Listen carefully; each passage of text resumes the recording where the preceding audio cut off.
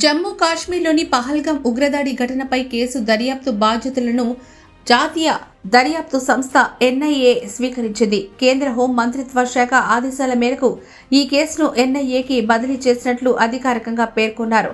ఇప్పటి వరకు ఈ కేసు దర్యాప్తును జమ్మూ కాశ్మీర్ పోలీసు పర్యవేక్షించారు.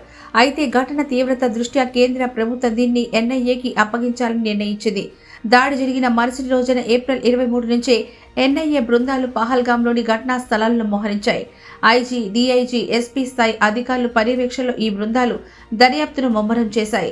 సుందరమైన పర్యాటక ప్రాంతమైన బైస్రల్ లోయలో ఏప్రిల్ 22న జరిగిన ఈ భయానక దాడిని ప్రత్యక్షంగా చూసిన సాక్షులను ఎన్ఐఏ అధికారులు క్షుణ్ణంగా విచారిస్తున్నారు. సంఘటన జరిగిన తీరును, ఉగ్రవాదుల కదలికలను కూలంకషంగా అడిగి తెలుసుకుంటున్నారు. ప్రత్యక్ష సాక్షుల కథనం ప్రకారం ఉగ్రవాదులు పర్యాటకుల వద్దకు వచ్చి వారి మతాన్ని అడిగి తెలుసుకుని హిందువుల్ని నిర్ధారించుకున్న తర్వాతే కాల్పులు జరిపారని తెలిసింది. మృతుల్లో 25 మంది హిందూ పురుషులు ఉన్నారు. ఉగ్రవాదులు సంఘటనా స్థలానికి ఎలా చేరుకున్నారు, దాడి తర్వాత ఎలా తప్పించుకున్నారు అనే కోణంలో ప్రవేశ, నిష్క్రమణ మార్గాలను ఎన్ఐఏ బృందాలు నిశితంగా పరిశీలిస్తున్నాయి.